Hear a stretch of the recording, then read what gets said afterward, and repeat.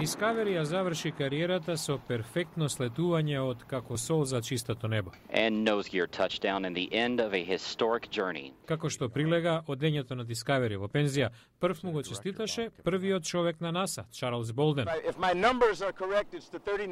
Ако се точни моите бројки, ова е 39-ти лет за Discovery.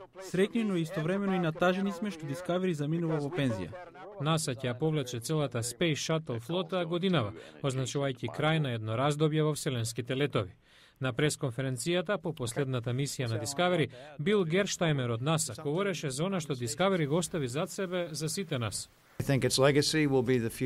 Неговото наследство ќе биде иднината. Неговиот екипаж ја остави меѓународната вселенска станица во добра состојба, завршија добра задача, а тоа им го овозможи безпрекорното вселенско летало. По 238 милиони километри во вселената, нова станица на Discovery е во музеј во Вашингтон.